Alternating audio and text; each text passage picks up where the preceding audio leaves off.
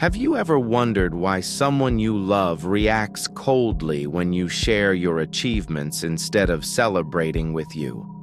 This might be a reflection of their inner wounds, that flash of darkness in their eyes when you tell them about your promotion, that strange distance you feel when you share your new project, or that chilling response you get when you share your happiness. Do these situations surprise you too? Well, what if I told you that these reactions actually have nothing to do with you at all? Carl Jung called this phenomenon shadow projection. People project their own unresolved pain onto others as an inability to tolerate their happiness. Today, I'll reveal 8 different personality types who cannot celebrate your success, and the shadow projection reality behind each one. Because sometimes, your greatest enemy is a friend wearing a mask, and recognizing this mask will become your most powerful weapon for protecting yourself. Jung's shadow theory, the anatomy of projection. Carl Jung revealed humanity's darkest secret with these words: "Everyone has a shadow, and this shadow is everything they refuse to live." What is this shadow? This shadow consists of our repressed emotions, unresolved traumas, and aspects of ourselves we struggle to accept. Jealousy, feelings of inadequacy, anger, the need for control. All these dark emotions are parts of our shadow. And here's where the dangerous part begins. When we can't contain these shadows within ourselves, we project them onto others. We act as if these negative emotions belong not to us, but to the person in front of us. How does shadow projection work? Let me give you a real example. When Emma shared her promotion news with her 15-year-old friend Sarah, Sarah's reaction surprised her. "Oh, nice." Sarah's voice was cold, her eyes avoided contact. Then she added, "Well, whoever thought you deserved the promotion, I wonder what they were thinking." Emma understood at that moment. Sarah's reaction wasn't about Emma's success, but about Sarah's own fear of failure. According to Jung, a person who cannot celebrate someone's success is actually projecting their own "I'm not good enough" wound onto the other person. Sarah was trying to comfort herself by interpreting her own feelings of inadequacy as Emma's unfair advantages. Why do our closest people act this way? Psychological research shows that shadow projection occurs more frequently in our closest relationships. And there are 3 fundamental reasons for this. First, intimacy weakens defense mechanisms. While we try to be polite with strangers, we behave more openly toward people we're close to. This openness sometimes means our shadow can emerge more easily. Second, comparison hurts more. Someone from the same age group with a similar background being successful creates a sharper awareness about our own situation. Third is empathetic fatigue. Constantly celebrating someone else's success really does require emotional energy. And if we have problems in our own lives, we might not be able to find this energy. But how do we recognize these people? Do people who engage in shadow projection have certain patterns? This is where 8 different personality types come into play. Type 1, the minimizer. Our first type is the minimizer. These people constantly try to diminish your success. Their characteristic responses are, "That was easy for you. You're lucky anyway. Anyone could have done that. It's nothing special. But now you have more responsibility. It'll be tough." This type's shadow projection is the feeling that their own efforts are worthless. Their real fear is the thought, "I never worked hard enough." Michael's story is a perfect example of this. When Michael got accepted to Harvard, his friend David's reaction was, "I guess your dad sent a letter." Michael's years of hard work were devalued with a single sentence. David's shadow couldn't accept his own laziness. So he legitimized his own failure by labeling Michael's success as luck. Because if Michael's success was the result of hard work, then David's failure was the result of not working. And accepting this was too painful a reality for David. Type 2. The deflector. Our second type is the deflector. These people immediately change the subject when you talk about your success. Their characteristic responses, they immediately switch to another topic. Oh, nice. By the way, everything's gotten so expensive at the market today. They act as if they didn't hear. This type's shadow projection is an inability to tolerate others' happiness. Their real fear is the thought, I can never be this happy. Sarah and Lisa's dynamic is a good example. Lisa, my boss promoted me. Sarah, oh, nice. By the way, everything's gotten so expensive at the market today, I can't believe it.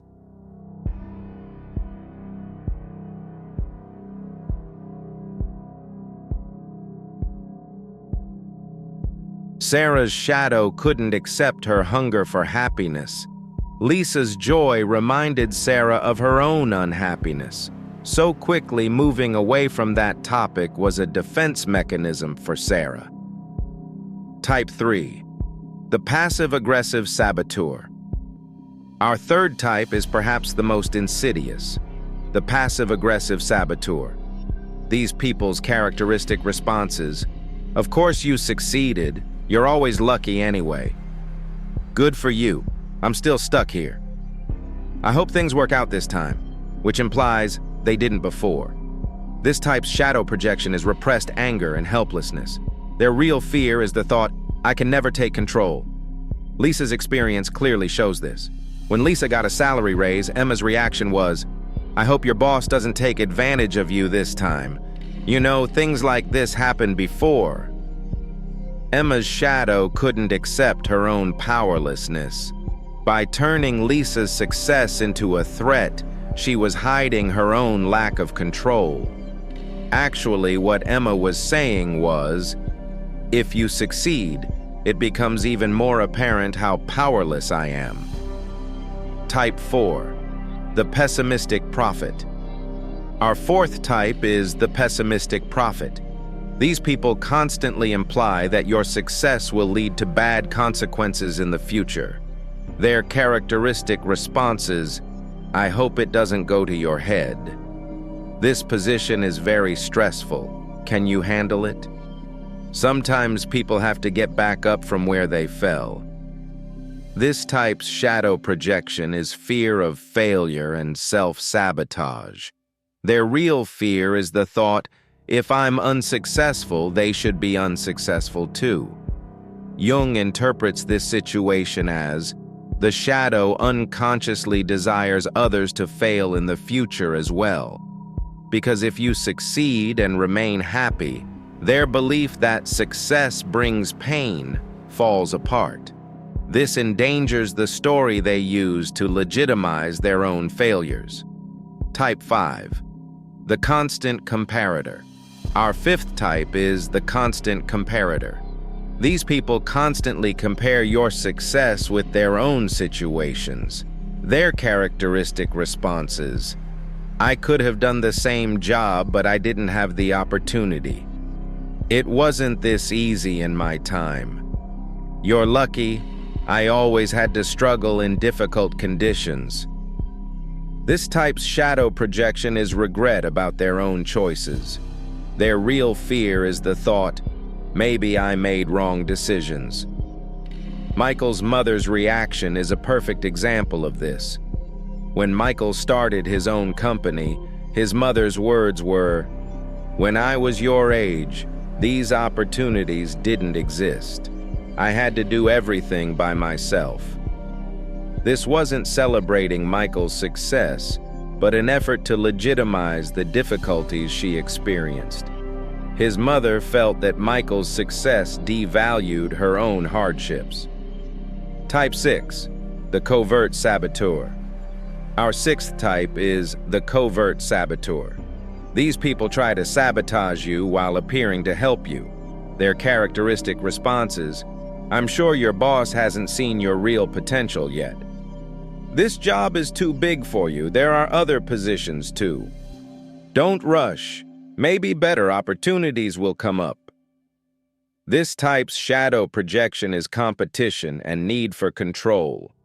Their real fear is the thought, "If they succeed, I'll be left behind." Emma's shocking discovery clearly shows this. One day before her job interview, her friend Sarah called and said, "I heard bad things about this company. Are you sure you want to apply?" Emma later found out that Sarah had applied for the same position. Sarah's shadow couldn't accept competition and resorted to covert sabotage, because open competition could reveal Sarah's own feelings of inadequacy. Type 7, the digital ghost. Our seventh type is a product of modern times. The digital ghost. These people's characteristic behaviors: they ignore your posts on social media. They like everyone else's posts, but not yours. They never comment. They congratulate everyone, but skip you.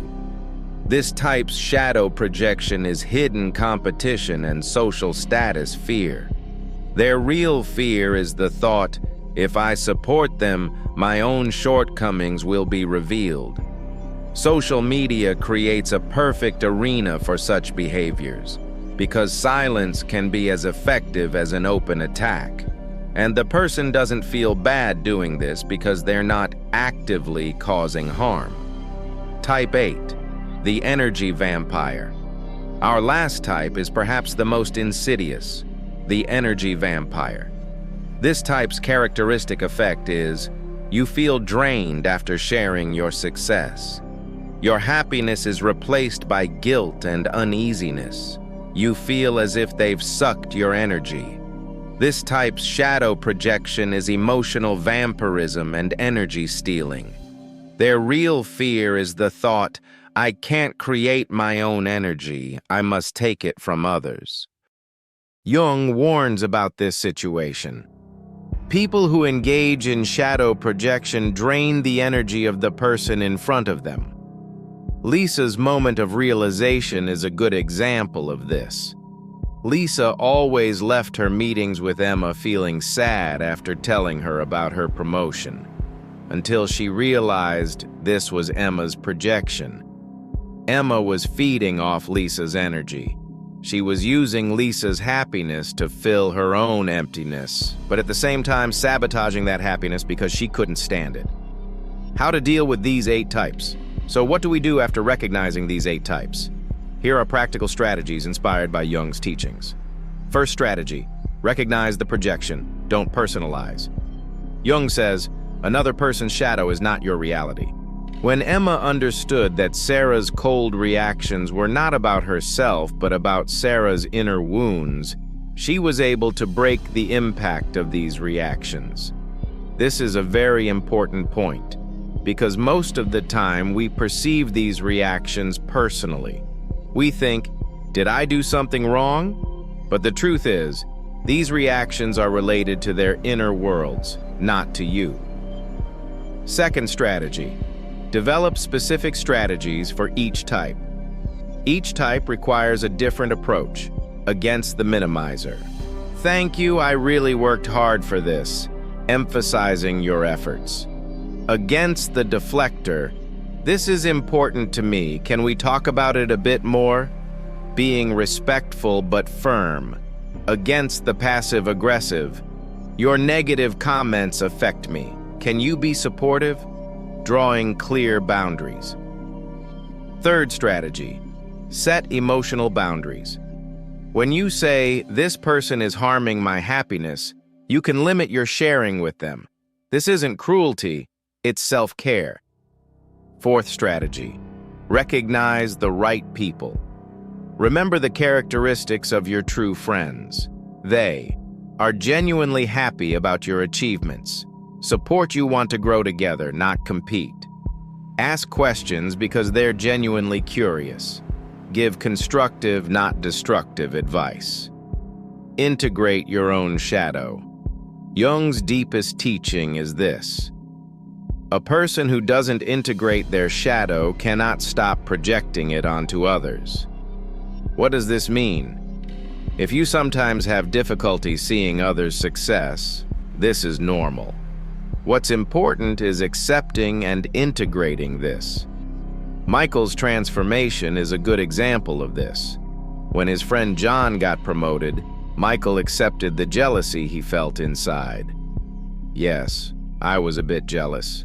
This shows that I want the same thing too, he said to himself. This acceptance saved him from harboring hostility toward John. On the contrary, he focused on learning from John. Develop empathy for the 8 types. Each type actually carries a different wound.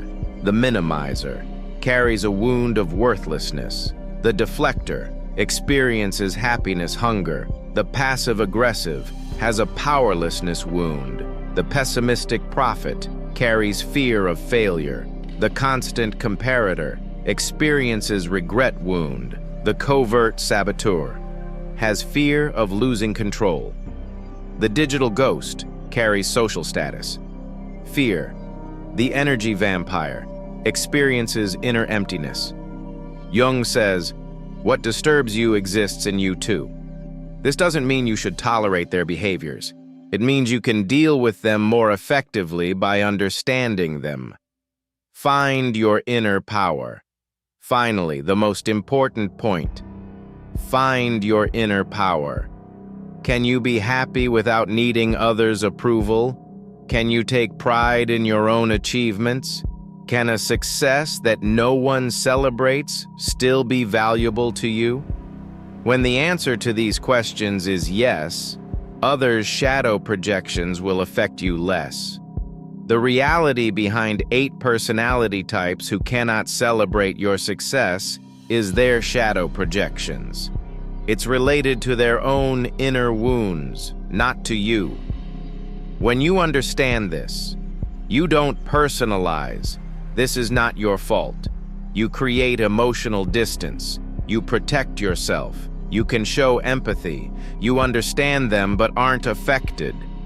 You find the right people. You discover those who truly support you. You integrate your own shadow. You accept your own dark aspects. Jung's final warning is this: people usually criticize what they see in others, not because they don't see it in themselves. Thank you for watching this video. You can share in the comments whether you've had such experiences, because sometimes the most healing thing is knowing that others have experienced the same things. And if this content added value to you, don't forget to subscribe, because more content on Jung's depth psychology is coming. Remember, your true friends are happy about your success. Others struggle with their own shadows, and you now know the difference between the two.